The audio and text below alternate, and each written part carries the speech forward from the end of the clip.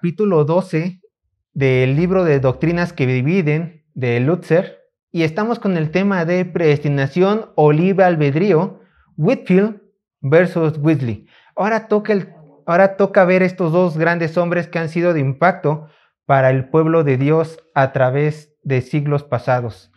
De hecho, estos dos grandes hombres han sido citados en varios sermones, han sido imitados por varios hermanos, y lo que vamos a ver es de que estos dos predicadores realmente tenían puntos totalmente diferentes tocante al tema de la predestinación o libre albedrío, siendo uno calvinista y otro arminiano. Les adelanto, Whitefield era calvinista, mientras que Wesley era arminiano. Entonces, vamos a entrar de lleno, y aquí les presento, sí, Whitefield era calvinista, este es Whitefield, y Wesley, como los que salían en la película de Harry Potter, Wesley era arminiano, calvinista y arminiano. Tienen esta postura. Vamos a ver rápidamente un poco de la vida de estos dos hombres. No vamos a ahondar en el tema, pero solamente vamos a tocar puntos importantes. El primer hombre que vamos a ver es a George Whitefield.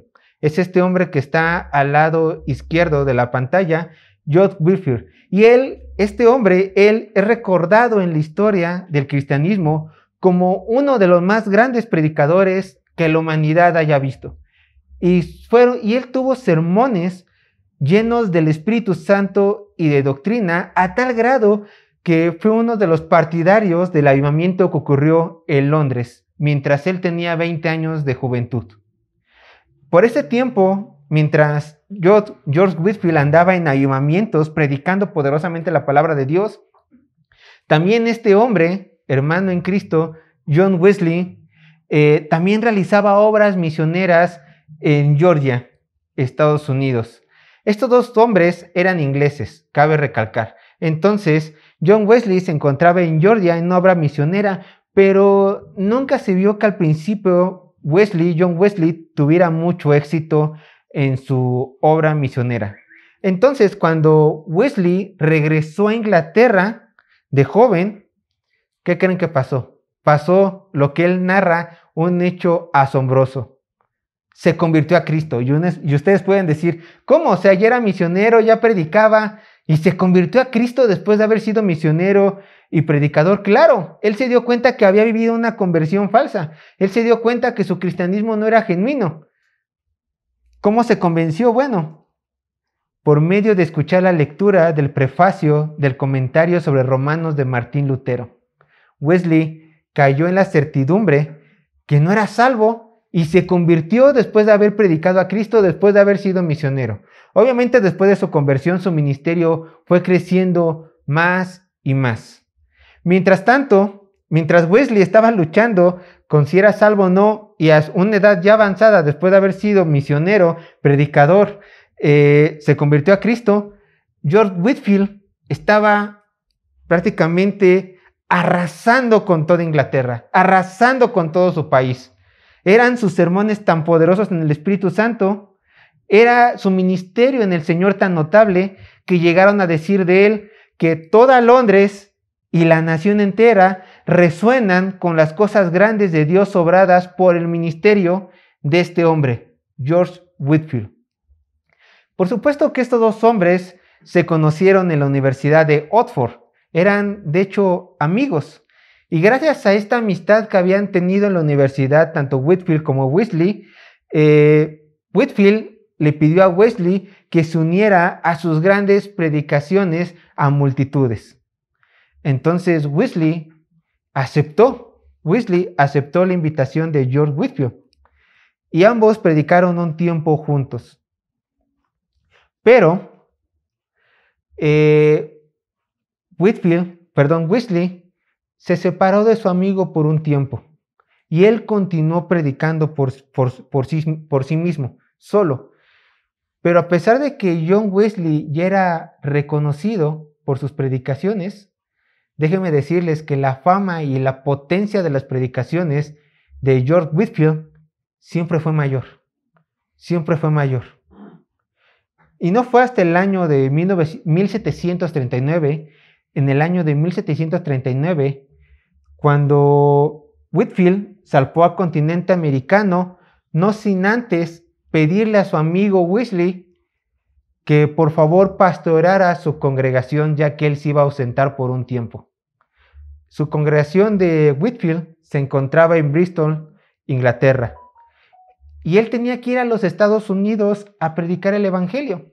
Y dijo, bueno, ya he predicado el evangelio al lado de Wesley, así que puedo confiarle en mi iglesia.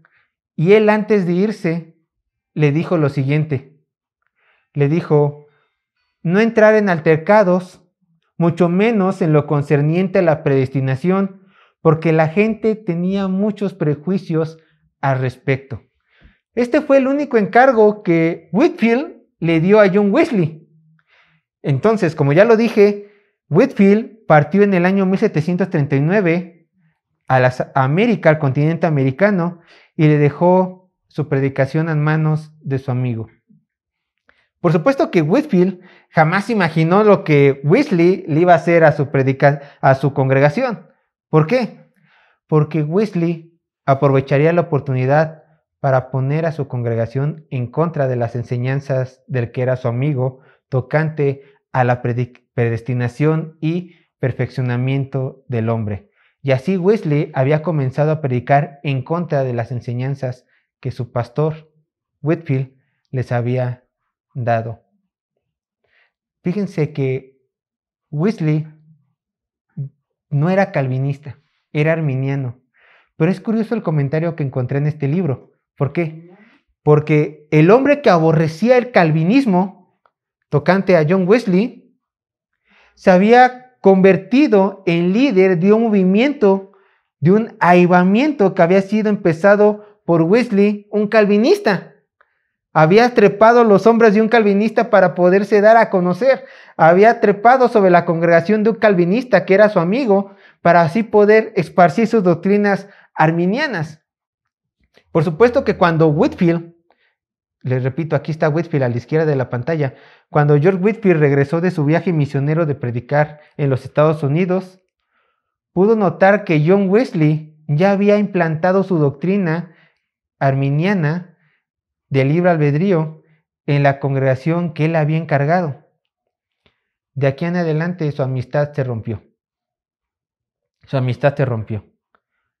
¿Qué pasó entre esos dos hombres? Bueno, George Whitefield siguió predicando. Su ministerio ya estaba más que cimentado, tanto en Europa, Inglaterra, como en Estados Unidos, América. Pero John Wesley hizo algo. John Wesley dice en la historia que él seguía a Whitefield a todos sus eventos. O sea, predicaba en una ciudad George Whitefield, terminaba de predicar, se iba a otra ciudad y automáticamente llegaba Whitefield a esta ciudad a predicar lo contrario de Whitefield. Mientras que en una ciudad se predicaba el calvinismo, se iba George Whitefield y llegaba John Wesley a predicar el arminianismo. Tanto así que está escrito lo siguiente. Cierto día, Carlos Wesley, hermano de John, pidió a su hermano que la acompañase. Pero Juan contestó, no me es posible ahora proseguir por mi camino. Debo ir por todas partes debo ir por todas partes recogiendo el rastrojo dejado por George Whitefield. Estas fueron sus palabras.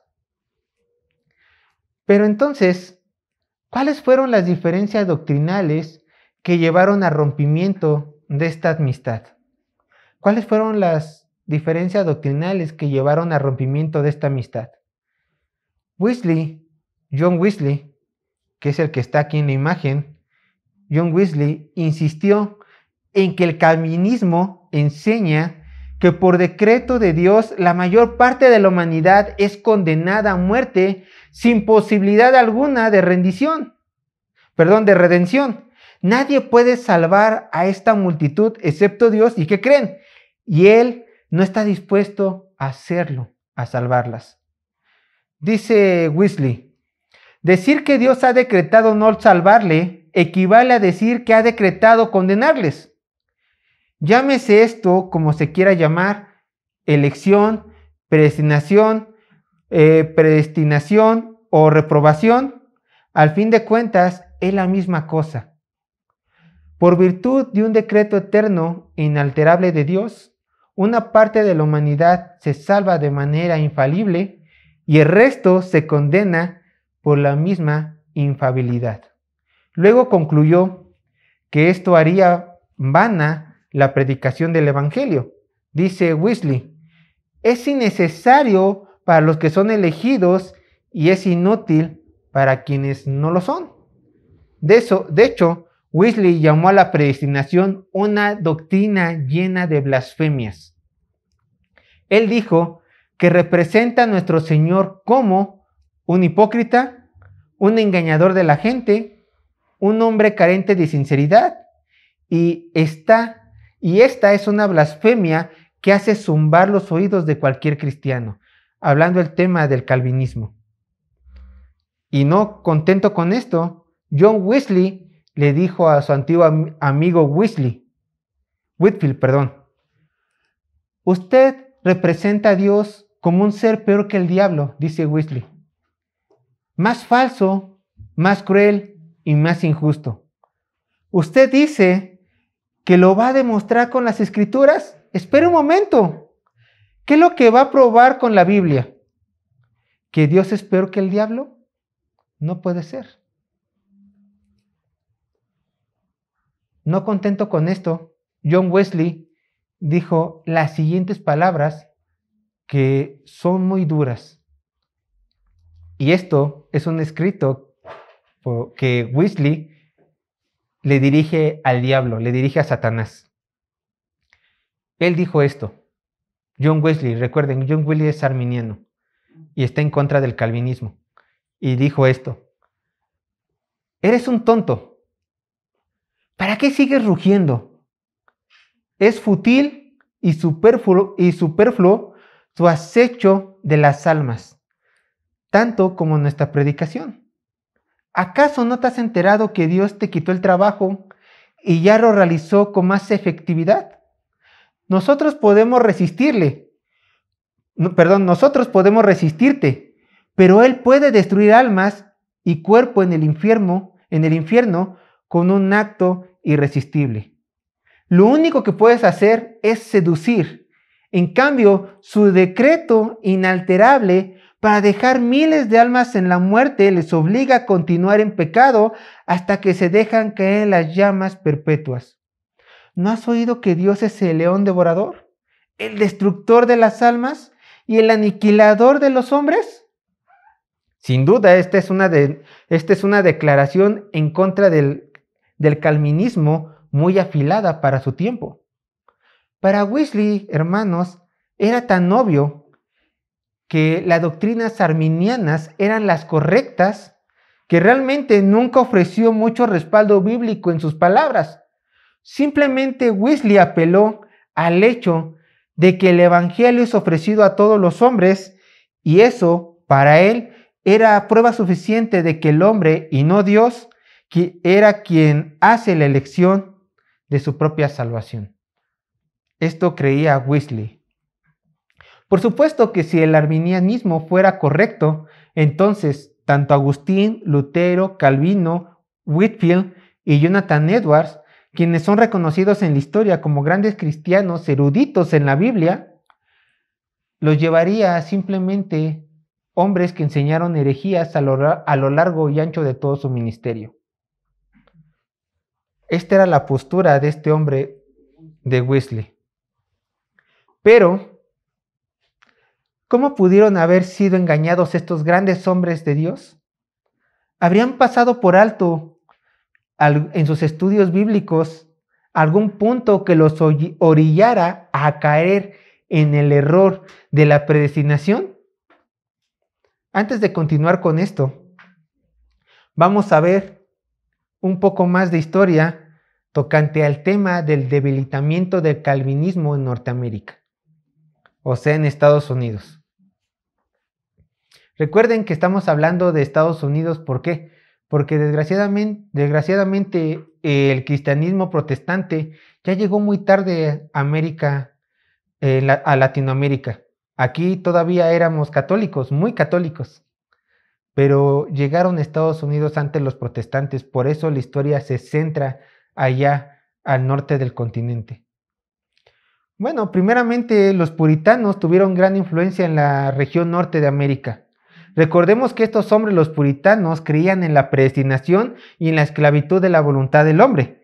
El primer gran avivamiento o primer gran despertar que se llevó a cabo en Norteamérica fue en el año 1740-1760 después de Cristo. Y este fue un gran éxito, ya que por medio de las doctrinas de la gracia del calvinismo fue recalcada la soberanía de Dios y la salvación de los hombres por medio del arrepentimiento y confianza plena de nuestro Señor Jesucristo. Nada más. Y en medio de este avivamiento resalta un hombre llamado Jonathan Edwards. Él fue uno de los más grandes predicadores de Norteamérica. De hecho, él fue amigo de, ¿se acuerdan? De George Whitefield, lo acabamos de ver. De hecho, Jonathan Edwards fue amigo de George Whitefield, ambos calvinistas. Entonces, mientras George Whitefield estaba predicando poderosamente el evangelio en Inglaterra, Jonathan Edwards estaba predicando poderosamente el evangelio en América del Norte, o sea, en Estados Unidos. La mayor obra, una de las mayores obras de Jonathan Edwards es considerada la obra de La libertad de la voluntad. Y esta obra teológica es un libro en donde se argumenta con gran coherencia que el arminianismo era una imposibilidad lógica, concluyendo que la voluntad del hombre no es libre. Sin embargo, en la historia de Norteamérica hay un segundo avivamiento, llamado también como el segundo despertar, y se llevó a cabo entre los años 1790 a 1840 después de Cristo. Y para este entonces, a unos cuantos años de diferencia del primer gran avivamiento, la doctrina calvinista ya había sido declinada aparte por el mundo. Ya no habían tomado en cuenta tanto la doctrina calvinista. ¿Por qué?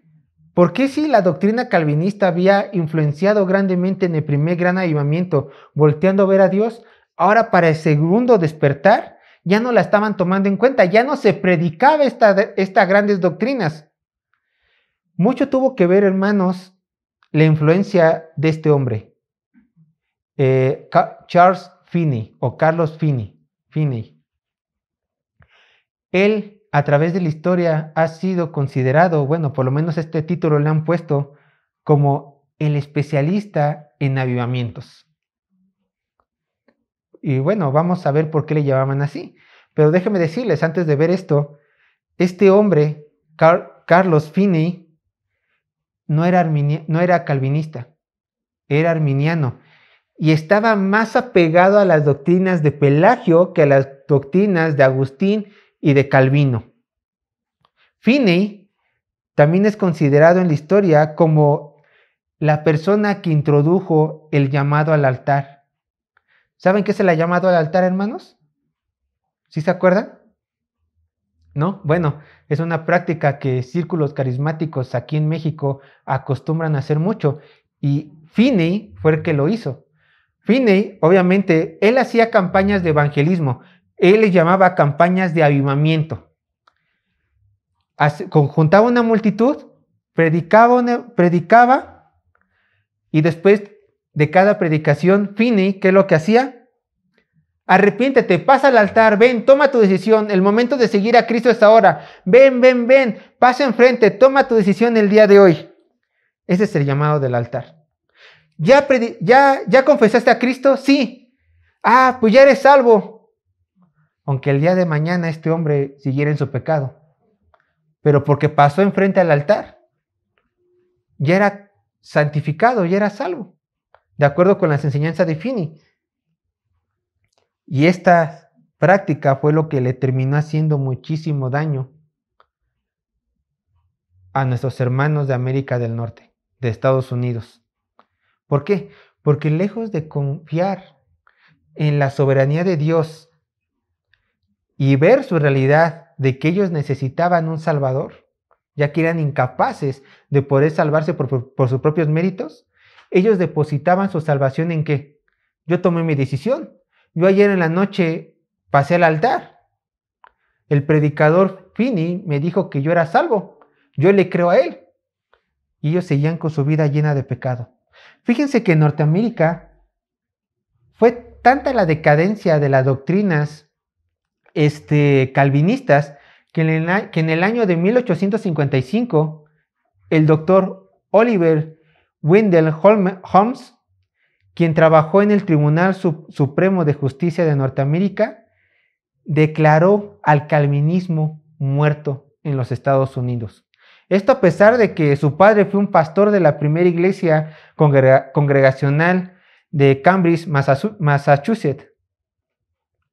Si el calvinismo decayó en los Estados Unidos a tal grado de ya mencionarlo muerto como doctrina, repito, fue gracias a la doctrina de Finney, fue gracias a sus cruzadas de avivamiento y de evangelismo, donde se minimizó la gracia de Dios y su salvación.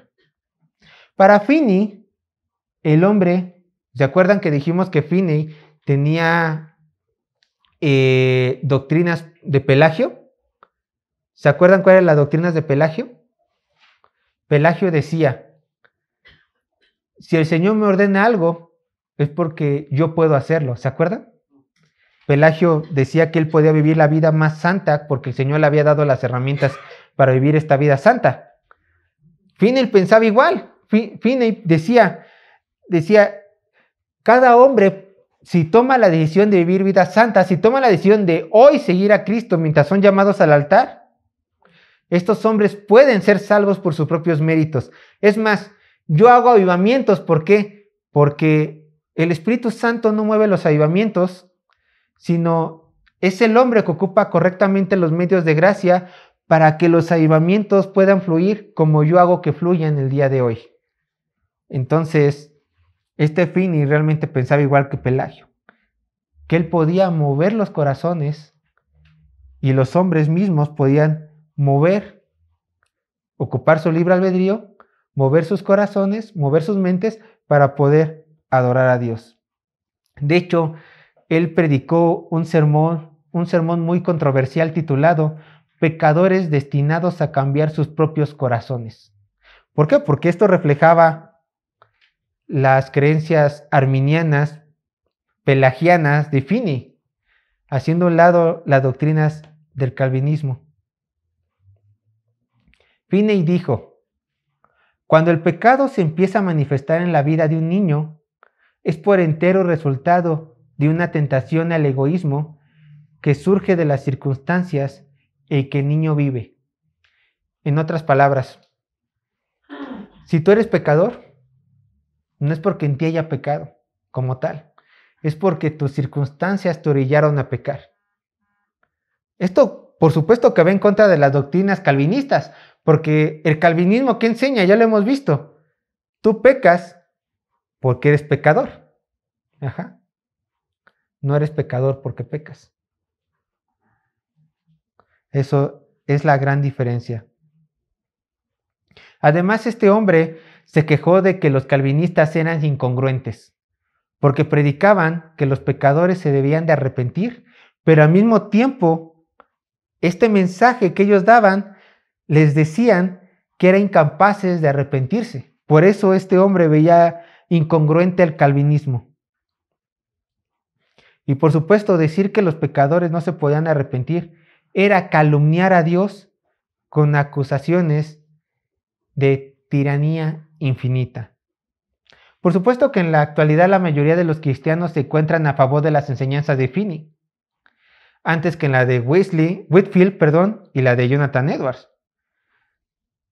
creyendo en el libre albedrío del hombre. Ustedes deben de tomar una decisión. Dios no puede tomar esa decisión por ustedes. Todo está en sus manos. Vengan al altar, confiesen a Cristo y jamás mencionan el arrepentimiento. ¿Se dan cuenta? De hecho, les voy a contar una anécdota rápidamente. Yo una vez, antes de estaba buscando una iglesia, fue un tiempo donde yo me encontraba buscando iglesia, y mi papá me dijo, Sergio, yo no puedo trabajar, yo estoy trabajando, busco una iglesia donde se predique sana doctrina. Así que yo me dediqué aquí en Coajimalpa, ir de iglesia en iglesia a ver qué iglesia se predicaba sana doctrina. Y llegué a una iglesia donde no eran muchos, me quedé al sermón, y en medio del sermón el predicador dijo, ¿cuántos nuevos convertidos hicieron el día de hoy? ¿Quién salió a predicar y cuántos nuevos convertidos hicieron el día de hoy? Y yo noté que muchos levantaron las manos, la mayoría de la iglesia. Y el predicador a uno por uno les estuvo diciendo, ¿cuántos llevaste a Cristo? 10 esta semana. ¿Cuántos llevaste a Cristo? Yo 20. ¿Cuántos llevaste a Cristo? Yo nada más 3. Y yo hice cuentas, ¿no? Dije, no somos más de 15 en el salón. Y cada uno llevó a 10, a 20, a 5, a 30, según unos, a 2. Dije, era para que el salón estuviera repleto, ¿no? Pero cuando terminó el servicio, yo me acerqué a una de las personas y yo le dije, ¿por qué dicen que llevaron a Cristo a estas personas y veo a la iglesia sin esa cantidad de gente? Bueno, hermano, tú sabes, ellos tomaron una decisión. Ajá, ¿cómo? Simplemente les predicamos el evangelio y les dijimos, ¿crees en Cristo? Sí. ¿Quieres ir al cielo? Sí. Santificado, ya pertenece a la familia de Dios.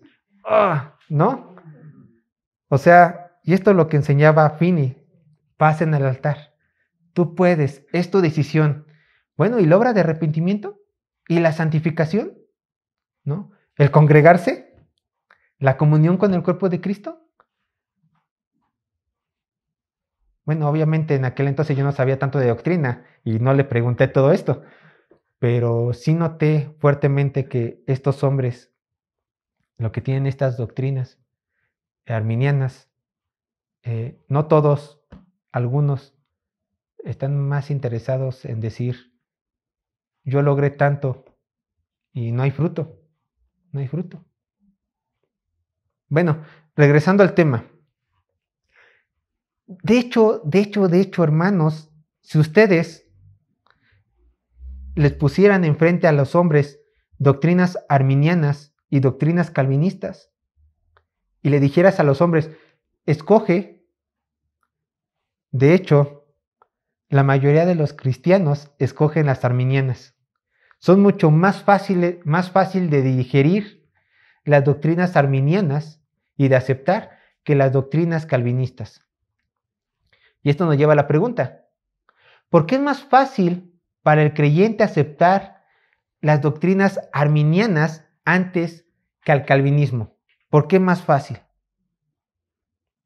A continuación, hermanos, yo les voy a dar unas ventajas, unas formas con las cuales los arminianos encuentran agradables el arminianismo antes que el calvinismo. Vean, número 1, ¿por qué es más fácil aceptar las doctrinas arminianas? Ellos dirían esto. Punto número 1 o ventaja número 1 para ellos. Dios nunca ordena el mal, sino que solo lo permite a causa del libre albedrío de sus criaturas. En contraste, el calvinismo, al decir que Dios en efecto ordena el mal, hace que Dios quede como un ser que quiere el sufrimiento del hombre. El arminianismo protege la reputación de Dios y el calvinismo la destruye. Ellos dicen esto. Bueno, esta es tu postura. Vamos a refutarla como un calvinista lo refutaría. Ellos dicen, Dios no ordena el mal. Por lo tanto, Dios no es responsable de ningún mal. Ellos mismos dicen, el hombre se provoca su propio mal. Deja a Dios afuera de la ecuación. A primera vista, hermanos, esto puede sonar agradable, porque se está protegiendo la dignidad de Dios. Ellos, los arminianos, quieren proteger la dignidad de Dios. Pero esto no resuelve el problema del mal y el sufrimiento. ¿Por qué? Escuchen con atención. Si Dios solo es observador de la maldad y se limita a permitirla, como los arminianos dicen, escuchen, ¿acaso no lo hace aún más culpable de todo el mal que hay en el mundo? Piénsenlo. Si Dios solamente se limita a observar el mal y se limita a permitir la maldad por Satanás o por el hombre, ¿acaso esto no lo hace aún más culpable de todo el mal que hay en el mundo? Yo te voy a decir por qué. Solamente ve el atributo de Dios de omnipotencia. Dios todopoderoso, eso quiere decir omnipotencia, Dios es todopoderoso.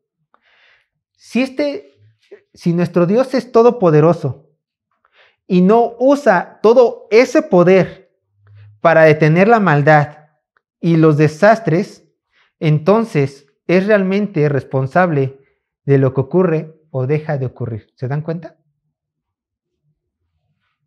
Vamos a poner un ejemplo de Estados Unidos. Allá ocurre mucho esto. Hay un hombre, un asesino, que simplemente llevó un arma, entró a una escuela de Estados Unidos y empezó a tirotear a todos. Y hubo 20 muertos, 20 estudiantes. Es algo real para ellos. Y desgraciadamente para México ya también es muy real actualmente.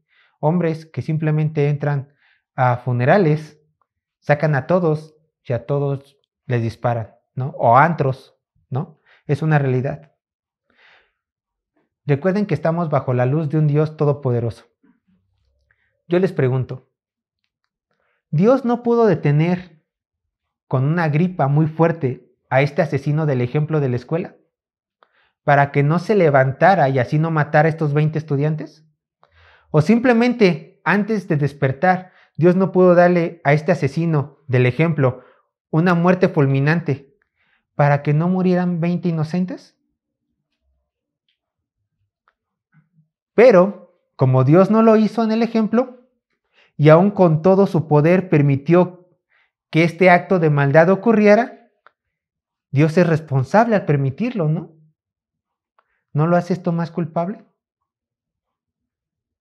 Lo hace 100% responsable, porque Dios tenía el poder para detenerlo y no lo hizo, no lo detuvo. Entonces Dios es responsable. Los arminianos dicen, Dios no es responsable, pero ¿qué creen? Bajo la soberanía de Dios, Dios sigue siendo responsable de todo lo que ocurre.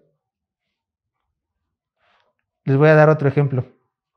El terremoto que ocurrió en México en el año 2017. ¿Se acuerdan? Yo todavía me acuerdo. Yo estaba en el 6º piso. Me tocó correr con mi hermana mientras todo se caía. Dios pudo haber detenido este sismo para que no murieran toda la gente que murió en la Ciudad de México. Claro que pudo, pero no lo hizo. Y Él permitió en su soberanía todo este sufrimiento y dolor de las familias de la gente que murió. Dios lo permitió. Déjenme decirles algo, hermanos. No es como los arminianos dicen que Dios no es responsable del sufrimiento ni del dolor. Que Dios no es responsable de la maldad. Dios realmente es responsable de todo lo que ocurre en este mundo y del universo. Y la Biblia, que es la palabra de Dios, no trata de proteger al Creador. Al contrario, exhibe en toda su majestad que Dios, como es soberano, es responsable de todo lo que ocurre. Por ejemplo, yo les voy a leer Génesis capítulo 6, verso 13. Estamos hablando en el diluvio universal. Dice la palabra de Dios. Dijo pues Dios a Noé, he decidido el fin de todo ser, porque la tierra está llena de violencia a causa de ellos. He aquí que yo los destruiré con la tierra. ¿Saben cuántas personas estiman que Dios mató con el diluvio universal? 100 millones de personas. ¿Quién ordenó el diluvio? ¿Dios? Y Dios dice, por favor, Noé, no digas que yo lo mandé. No, Él dice, yo los destruí. Yo soy el que le va a causar el sufrimiento a todas estas personas por su pecado. Amos capítulo 3, verso 6 dice, escuchen, Amos capítulo 3, verso 6 dice, ¿habrá algún mal en la ciudad, el cual Jehová no haya hecho? Jehová jamás se quita la responsabilidad. Lamentaciones capítulo 3, verso 37 y 38. Lamentaciones capítulo 3, verso 37 y 38. ¿Quién será aquel que diga que sucedió algo que el Señor no mandó? ¿De la boca del Altísimo no sale lo malo y lo bueno? Juan capítulo 3, verso 18. Evangelio de Juan capítulo 3, verso 18. El que en él cree no es condenado, pero el que no cree ya ha sido condenado, porque no ha creído en el nombre del unigénito Hijo de Dios. Ahora no solamente se limita a cosas malas que ocurren en el mundo. ¿Crees? Eres salvo. ¿No crees? Yo te condeno. Y ese es el peor sufrimiento que cualquier hombre va a pasar. ¿Se dan cuenta? Amos capítulo 3, verso 6. Entonces nosotros podemos decir que Dios permite la maldad. Sí. Como calvinistas podemos decir que el hombre sí permite la maldad, pero entendiendo que Dios es soberano y que el Señor permite la maldad para un propósito eterno más grande, para su gloria. Y esto lo veremos en el día del juicio final, en el final de los tiempos. Todo esto lo permitió para algo mucho mayor. Quizá como humanos no lo alcancemos a distinguir. Quizá como humanos no lo alcancemos a entender por qué Dios permite tanto sufrimiento. Y como soberano no lo detiene. Pero al final de los tiempos esto nos va a quedar claro. Y es para su gloria. Entonces cada vez que ustedes vean algo que ocurre en el mundo desagradable, aún en sus propias vidas o alrededor, como la guerra de Ucrania, Rusia contra Ucrania, podemos decir, Dios lo permitió. Todo está siendo movido por su mano. Todo este sufrimiento está siendo movido por su mano para algo mayor que lo alcanzaremos a ver en la eternidad. Quizás no aquí, pero sí en la eternidad. Entonces Dios, regresando, se hace responsable de todo esto. Bien, la ventaja número 2 que los arminianos ven al creer en estas posturas es la siguiente. Recuerden que estas formas de pensar del arminiano. Ellos dicen, Dios salva a todos los que puede. La creencia arminiana, según la cual Dios está salvando a tantas personas como puede y salvaría más si pudiera, es más compatible con el amor de Dios que la visión de que eligió solo algunos cuantos para salvación. El arminiano dice, Dios salva a cuantos puede. Dios se está esforzando día con día para salvar a las personas sin atentar contra su libre albedrío. Dice el arminiano, yo no creo en un Dios que te atrae a la fuerza. Ellos dirán, Dios es un caballero que permite que tú tomes tu decisión y Dios no va a irrumpir. ¿Qué es lo que está haciendo Dios? Llamándote, ven, ven, ven. Y un día esas palabras alcanzarán tu corazón y tú con tu libre albedrío vendrás. No necesitamos ese Dios que nos quiere tener como títeres, como robots, dirán los arminianos. ¿Pero qué creen? ¿Qué creen? Esta creencia de que Dios está salvando cuantos puede, por ser un caballero, está dejando en mal a Dios. ¿Por qué? Solamente véanlo. ¿Cuántos cristianos realmente hay en el mundo? Pocos. ¿Cuántos inconversos hay? Muchos. Algo está haciendo mal Dios. Si este fuera el caso, ¿no? Que Dios está tratando de llamar, de salvar a tantos pueda. Algo Dios está haciendo mal y algo Satanás está haciendo bien. ¿Por qué? Porque Dios está perdiendo en número y Satanás está ganando en número. ¿Se dan cuenta? No se puede agarrar esta doctrina, esta enseñanza del arminiano, porque estás poniendo en mal a Dios. En dado caso, nosotros podemos hacer las preguntas. Si ese es el caso, que Dios está llamando, salvando a cuantos Él puede, ¿por qué Dios no simplemente permite un avivamiento para que se despierte un celo y salgamos todos sus hijos a evangelizar con gran poder y se arrepientan almas? ¿Por qué Dios permite las muertes de pastores y hermanos en Cristo que están siendo de impacto en sus ciudades, aún sabiendo aún sabiendo Dios que esto retrasará la obra de evangelización.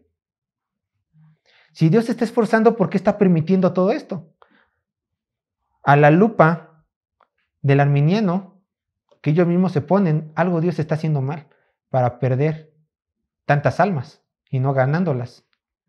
Entonces, si esta postura arminiana deja en mal a Dios, porque Dios está perdiendo contra Satanás, y lo vemos en número, lo repito, ¿qué alternativa nos deja? La bíblica. No es que Dios esté salvando cuantos puede. Las escrituras muestran que Dios está salvando única y exclusivamente a sus elegidos, y de esos elegidos ninguno se perderá. Y así la victoria es plena para Dios. Vean lo que dice Romanos capítulo 8, verso 29 al 30. Romanos capítulo 8, verso 29 al 30. Dice lo siguiente: porque a los que antes conoció, también los predestinó para que fuesen hechos conforme a la imagen de su Hijo, para que Él sea el primogénito entre muchos hermanos. Y a los que predestinó, también a estos llamó, y a los que llamó, a estos también justificó, y a los que justificó, a estos también, ¿qué? Glorificó. Dios ha prometido, Romanos capítulo 8, verso 29 al 30. Dios únicamente salva a sus escogidos. Él no salva a todo el mundo. De acuerdo a la Biblia, solamente llama a los que predestinó. Y a los que también llamó, los va a justificar. Y a los que justificó, ya los glorificó. ¿Se dan cuenta? Entonces, si Dios predestinó a sus escogidos, la victoria está más que asegurada por decreto divino, y nada ni nadie podrá decir que Dios solo se esfuerza, como dicen los arminianos. ¿Sí alcanzan a ver este punto? ¿Sí lo alcanzan a distinguir? ¿Sí están entendiendo? ¿Hay alguna duda? Pues no, porque ¿No? pues ya bien claro lo que él dijo, predestinado. Bien. Otra postura del arminiano es la siguiente, y esta va a ser la última que vamos a ver el día de hoy. Dice, el arminianismo fomenta la evangelización. Ellos dicen, es que yo creo en el arminianismo porque fomenta la evangelización. El calvinismo conduce al fatalismo.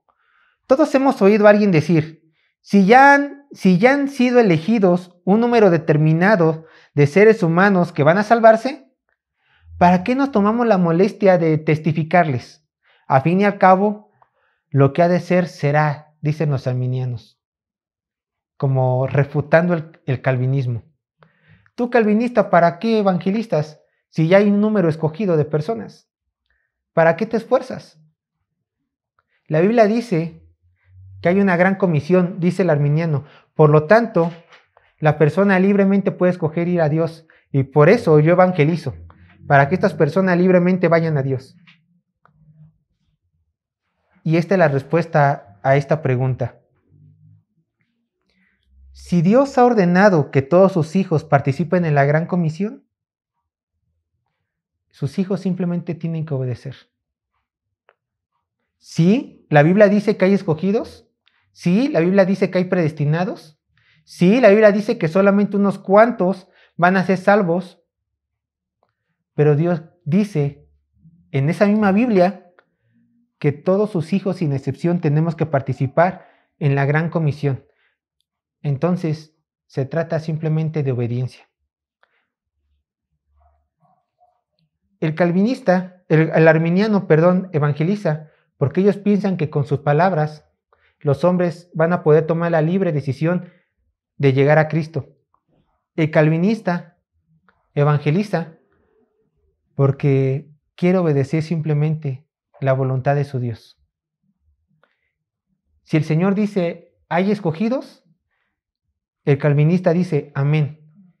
Y si este mismo Dios dice, tienes que evangelizar para llamar a mis ovejas, este mismo calvinista dice, amén, yo te obedezco, Señor, porque tú eres más sabio que yo. Bueno, ya vimos estas 3 ventajas que los arminianos ven en su doctrina. Ahora, ¿qué es lo que realmente enseña la Biblia? Quiero dejar algo en claro. El arminianismo y el calvinismo enseñan que Dios ya tiene el conocimiento de quiénes serán escogidos. Ambos enseñan esto. Pero la diferencia ¿en qué radica? Radica en determinar hasta qué punto el hombre es libre para tomar la decisión de seguir a Cristo. De manera rápida, el arminiano dice, el hombre por libre elección puede ir a Dios para ser salvado, mientras que el calvinista dice, el hombre es esclavo de su pecado y por lo tanto necesita de la intervención divina para ser salvado. En primera y última instancia, no importa el pensamiento de hombres, hermanos, importa qué es lo que dice la palabra de Dios. Y una de estas doctrinas está más apegada a la Biblia que otra. Y una de estas doctrinas está predicando, enseñando a la luz de las Escrituras. Yo les voy a dar unos versículos que están aquí apuntados, yo se los voy a leer y ustedes simplemente podrán ver cuál doctrina está más apegada a la Biblia. Arminianos, libre elección, o calvinistas, depravación total del hombre e intervención divina para la salvación de las almas. Dice Evangelio de Juan, capítulo 1, versos 2 al 13. Mas a todos los que le recibieron, a los que creen en su nombre, les dio potestad de ser hechos hijos de Dios, los cuales no son engendrados de sangre, ni de voluntad de carne, ni de voluntad de varón, sino de Dios. Juan 5:21. Porque como el Padre levanta a los muertos y les da vida, así también el Hijo a los que quiere da vida. Hechos 5:48. Los gentiles, oyendo esto, se regocijaban y glorificaban la palabra del Señor. Escuchen, y creyeron todos los que estaban ordenados para vida eterna. Romanos 9:22 al 24. ¿Y qué si Dios, queriendo mostrar su ira y hacer notorio su poder, soportó con mucha paciencia los vasos de ira preparados para destrucción y para hacer notorias las riquezas de su gloria? Las mostró para con los vasos de misericordia que él preparó de antemano para gloria, y a los cuales también ha llamado, esto es a nosotros, no solo los judíos, sino también de los gentiles. Efesios 1:4. Según nos escogió en él antes de la fundación del mundo, para que fuésemos santos y sin mancha delante de él. Y segunda de Tesalonicenses capítulo 2, verso 13. Pero nosotros debemos dar siempre gracias a Dios respecto a vosotros, hermanos amados por el Señor, de que Dios os haya escogido desde el principio para salvación, mediante la santificación por el Espíritu y la fe en la verdad. ¿Se dan cuenta? Yo, a la luz de lo que está en la Biblia, puedo decir que las doctrinas arminianas, la doctrina de la predestinación es la correcta. Y la incorrecta, la menos bíblica, la que no se apega a las Escrituras, es la arminiana.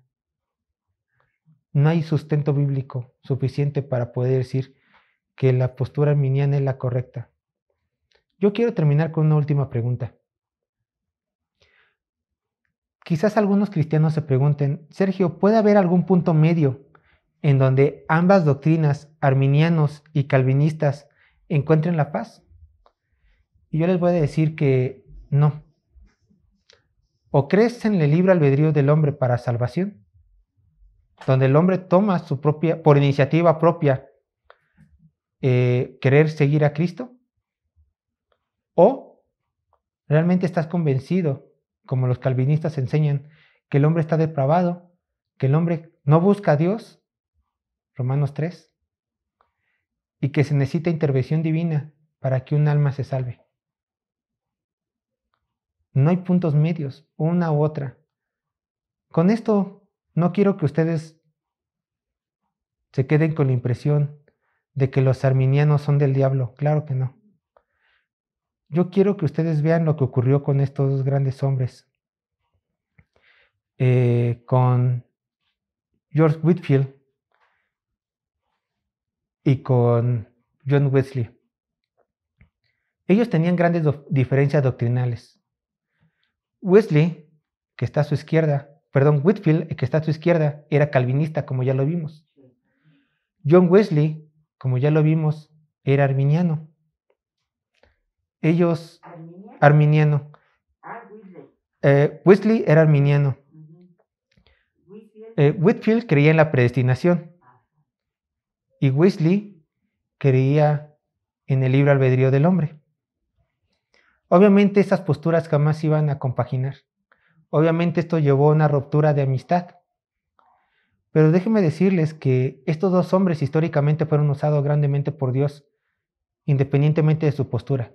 Claro, yo me orillo a calvinista y yo les pido a ustedes, mi congregación, que vean el calvinismo como lo que enseñan las escrituras. Pero es una gran verdad que ambos hombres fueron usados por Dios independientemente de su postura. Fíjense que antes de morir, Whitefield pidió que en su funeral Wesley predicara. Whitefield pidió que Wesley predicara en su funeral. Cuando llegó la hora, Wesley aceptó. ¿Y saben lo que Wesley dijo en su funeral de su antiguo amigo? Recuerden que Wesley era arminiano. Y él dijo lo siguiente: ¿cuál fue el fundamento de su integridad, sinceridad, valentía, paciencia y toda otra cualidad de valor? No fue otro que la fe en su Señor y su obra en la cruz. Fue en la actuación de Dios. El amor de Dios derramado en su corazón por el Espíritu Santo fue lo que llenó su alma de amor tierno y desinteresado hacia todos los hijos de los hombres. Esto dijo el arminiano Wesley a su amigo ya fallecido, el calvinista Whitefield. Entonces no hay que verlos como enemigos. Si estos dos hombres, a pesar de sus diferencias, históricamente pudieron hacer la paz, reconociéndose como hermanos en Cristo, aunque no aceptaran la doctrina de uno y del otro, bueno, nosotros así tenemos que ver a los hermanos. Como hermanos en Cristo. Whitefield le pidió a Wesley que predicara en su funeral. Entonces hay que vernos así, como hermanos en Cristo. Claro. No, nadie reconoció. Ahorita lo explico. Ahorita me repito eso. Entonces, cuando ustedes encuentren a un hermano arminiano, por favor, ténganle paciencia y traten de persuadirlo para que a la luz de las Escrituras vea que el calvinismo, predestinación, es lo correcto. Pero si él aún no quiere aceptar, bueno, el Señor lo juzgará a él, como el Señor nos juzgará a nosotros por nuestra posición, ¿no? Obviamente, en doctrina jamás vamos a estar de acuerdo, pero eso no nos quita que los dos amemos al Señor y que busquemos la santificación para glorificar a nuestro Padre que nos ha salvado a ambos. Terminamos el día de hoy y ya terminamos con el tema de predestinación y libre albedrío.